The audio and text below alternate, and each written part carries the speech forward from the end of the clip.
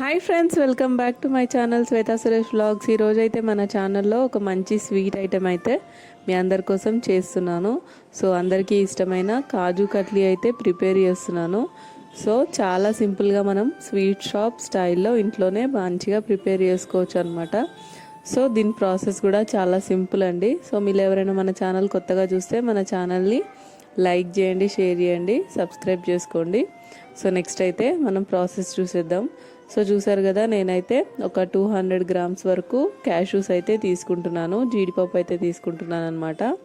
So జీడిపప్పును తీసుకొని మనం మిక్సర్లో వేసేసుకొని మంచి ఫైన్ పౌడర్గా చేసుకోవాలి. సో ఫ్రై చేయని అవసరం ఏం లేదు, డైరెక్ట్గా మనం జీడిపప్పును అయితే తీసుకొని ఇట్లా మంచిగా పౌడర్ అయితే చేసుకోవాలన్నమాట. సో నెక్స్ట్ అయితే ఇక్కడ నేను షుగర్ యాడ్ చేసుకుంటున్నాను. 200 గ్రామ్స్ జీడిపప్పు తీసుకున్నాం కాబట్టి 100 గ్రామ్స్ షుగర్ తీసుకోవాలి. అలాగే హాఫ్ గ్లాస్ వాటర్ అయితే వేసుకోవాలి చిన్న గ్లాస్తో.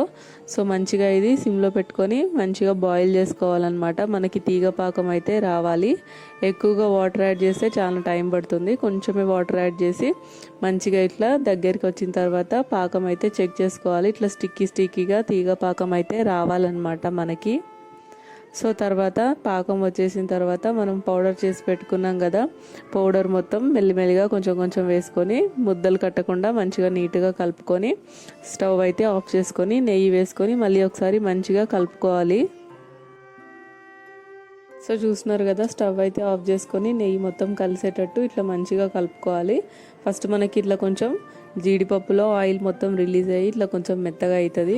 చల్లారిన తర్వాత మళ్ళీ మనకి మంచి టెక్స్చర్ అయితే వస్తుంది అనమాట. చూసారు కదా, ఇలా చల్లగా అయిపోయిన తర్వాత కొంచెం మనం ప్లేట్లో తీసుకొని మంచిగా మొత్తం ఒకసారి మంచిగా కలుపుకోవాలన్నమాట.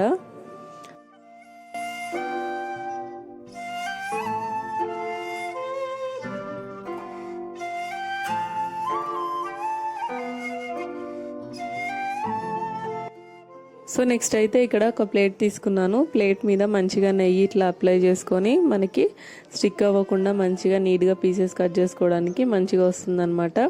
సో కాజు పేస్ట్ మొత్తం ఇట్లా నీట్గా ఈవెన్గా స్ప్రెడ్ చేసుకోవాలి.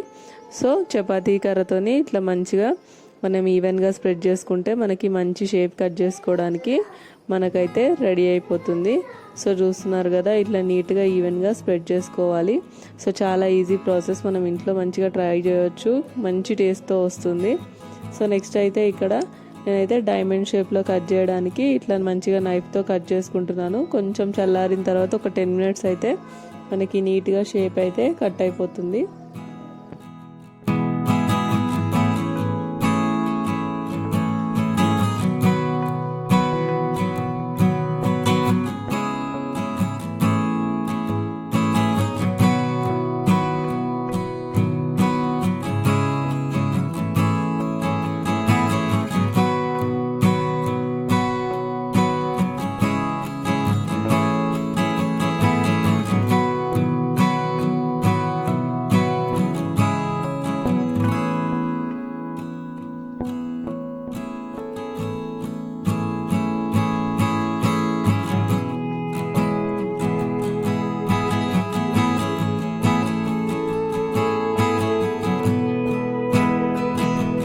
సో చూసారు కదా, మంచిగా డైమండ్ షేప్ అయితే కట్ చేసుకున్నాను. సేమ్ స్వీట్ షాప్ స్టైల్లో మనకైతే కాజు కట్లీ అయితే రెడీ అయిపోయిందనమాట.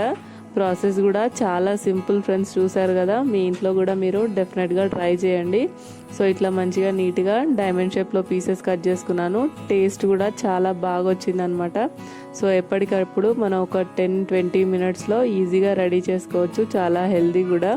సో పిల్లలకి కూడా ఇస్తే చాలా హెల్దీ అనమాట. సో మీ అందరూ కూడా మీ ఇంట్లో ట్రై చేసి ఎలా వచ్చిందని చెప్పేసి నాతో అయితే షేర్ చేసుకోండి కమెంట్ సెక్షన్లో.